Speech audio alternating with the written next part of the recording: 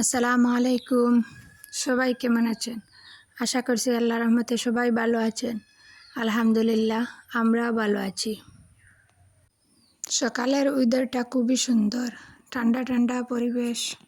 সকালের নাস্তাটা রেডি করে নিচ্ছি। তো নাস্তায় ছিল রুটি আর আলু ভাজি।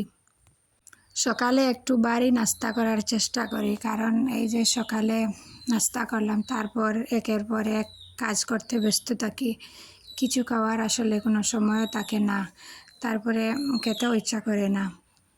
মনে হয় কাজ শেষ করে একেবারেই দুপুরের ভাতটা খেয়ে নেব। এই করতে করতে বেলাটা বেরিয়ে যায়।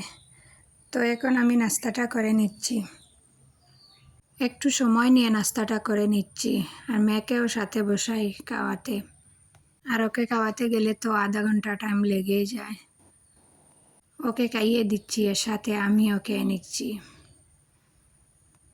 আর তার সাথে ছিল 1 কাপ চা। তো নাস্তা করতে থাকি, আপনাদেরকে এই কমন প্রশ্নটা করে নেই। আমার আজকের ভিডিওটা যদি আপনাদের কাছে ভালো লেগে যায়, প্লিজ একটা লাইক দিতে ভুলবেন না। আর আপনি যদি আমার চ্যানেলে নতুন হয়ে থাকেন, চাইলে আমার চ্যানেলটাকে সাবস্ক্রাইব করে নিতে পারেন। আর ফেসবুক থেকে দেখে থাকলে ফলো দিয়ে দিবেন। আর আপনি যদি অলরেডি তা করে থাকেন, আপনাকে অসংখ্য ধন্যবাদ। নাস্তা শেষ করার পর এখন আমি টেবিলটা মুছে নিচ্ছি। টেবিল মোছা থেকে শুরু করে নিচ্ছি ঘরের কাজগুলা। আসলে কাজ বলতে কিছু না, এই যে মোছামুছির কাজগুলা, ঘর ঝাড়ু দেওয়া, বাসন মাজা, এইসব। দিনের বেলা আর কোনো ভিডিও নেইনি, এটা হচ্ছে সন্ধ্যাবেলা। আজ আর সন্ধ্যাবেলা কোনো ঝামেলা করিনি, কারণ দুপুরের ভাতটা খেতে খেতে প্রায় 2:30টা বেজে গিয়েছিল। পেটে কোনো জায়গা না থাকার কারণে শুধু চা খেয়েছি মুড়ি দিয়ে।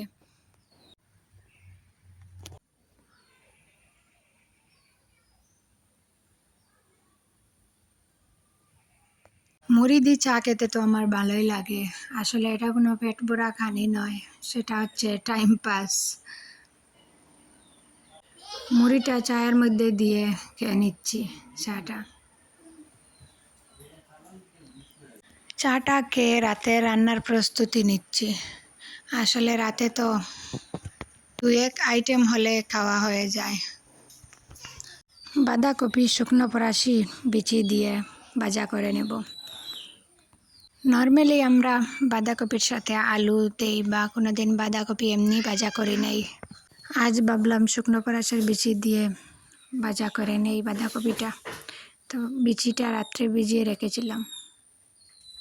কড়াইয়ের মধ্যে তেল, পেঁয়াজ, রসুন, আদা বাটা দিয়ে দিয়েছি।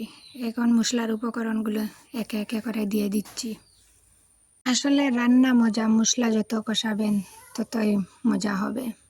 একটু সময় নিয়ে মশলাটা কষিয়ে রান্না করে দেখবেন, টেস্টটা অনেক ভালো আসবে। ফরাসি আর বাঁধাকপি আলাদা করে দেখাবো, তার হয়ে ওঠেনি। ধোয়ার সময় ভুল করে একসঙ্গে মিশিয়ে দিয়েছি। তো এখন কড়াইয়ে সবজিটা দিয়ে ভালো করে নাড়াচাড়া করে নেব।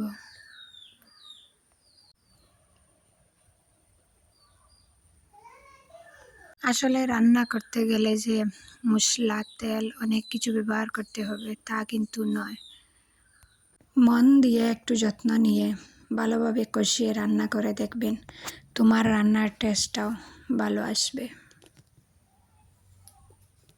আর এই ভাজাটা করতে রান্নার আঁচটা একদম কমিয়ে রান্না করতে হবে, নাহলে পুড়ে যাবে।